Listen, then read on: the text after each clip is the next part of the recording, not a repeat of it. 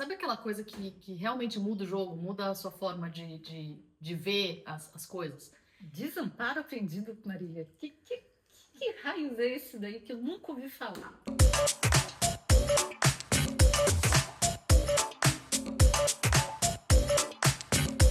Olá, nós precisamos falar sobre desamparo aprendido. Eu sou Lígia Facione. E eu sou Marília Lobo, e essa é uma conversa honesta sobre o que a gente quer do futuro. Desamparo aprendido, Marília. Que raios é esse daí que eu nunca ouvi falar? Olha, desamparo aprendido em inglês chama Learned Helplessness. É um conceito que, quando eu comecei a estudar e comecei a aplicar, sabe aquela coisa que realmente muda o jogo, muda a sua forma de ver as coisas? Enfim, em linhas gerais, é um fenômeno do comportamento que indica esse sentimento de impotência, do inglês, né, helplessness, de você se sentir desamparado, incapaz, impotente de agir. E no começo desses estudos, isso, se eu não me engano, na década de 70, 80, acreditava-se que esse desamparo, né, que essa noção de incapacidade de executar algo, ele era aprendido, em que você estava realmente em situações que mostravam a sua incapacidade, você aprendia essa É uma coisa incapacidade. natural, assim, do desenvolvimento humano. Exatamente, como se fosse um aprendizado do ambiente, principalmente do ambiente. Por volta do ano 2000, e a gente já falou, né, como é importante entender que a ciência, ela vai mudando e ela vai trabalhando aprendendo e questionar as hipóteses.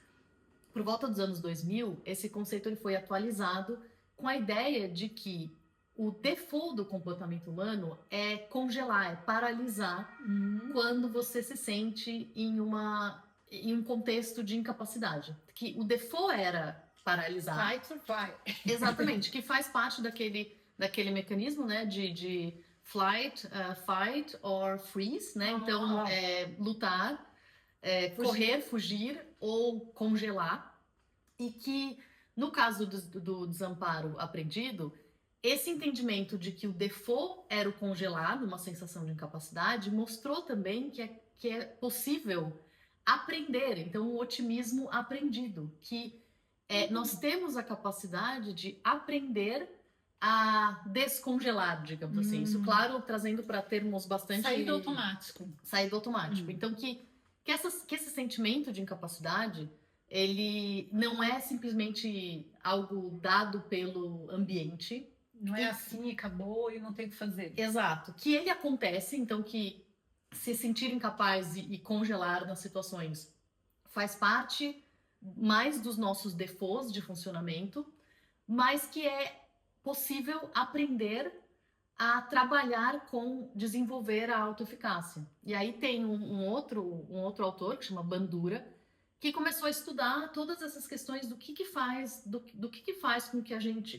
Quais são os elementos importantes para que a gente sinta numa situação que eu tenho a capacidade de agir, que eu tenho a condição de ser eficaz. E, curiosamente, diferente do que a maioria dos coaches vai falar, é muito menos sobre essa questão de você é muito legal, você é ótima, você pode, parabéns. É muito menos sobre isso e muito mais sobre ter experimentos e situações em que você pode comprovar a sua capacidade, mesmo que seja de pouquinho em pouquinho. Então, por isso que eu gosto de falar de Learned Helplessness, nesse entendimento de um otimismo aprendido, que é impossível a gente realmente aprender um idioma em 7 dias ou em um mês, emagreça 20 quilos. É impossível, acreditem que é impossível. Em um mês.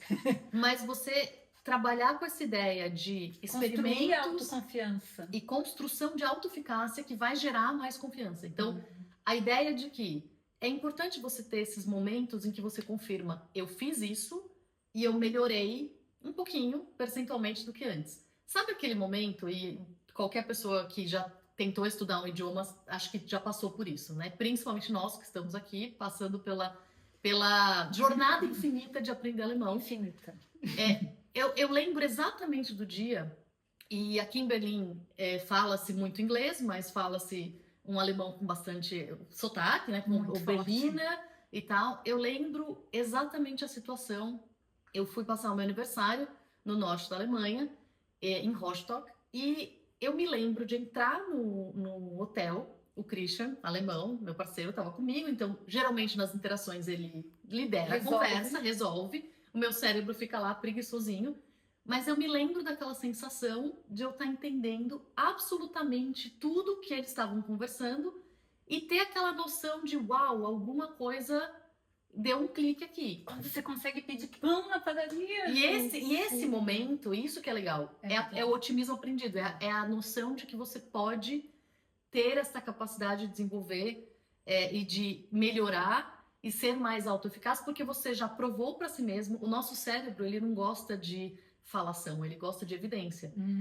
Se você fala assim, você é super fluente no alemão, ele vai falar, bullshit, você não é assim fluente. Mas se ele fala, você melhorou bastante baseado naquele dia, lembra? Naquele dia que você entendeu. Você conseguiu dar uma informação para uma pessoa que estava passando na rua. Exatamente. Nossa, então, isso é maravilhoso.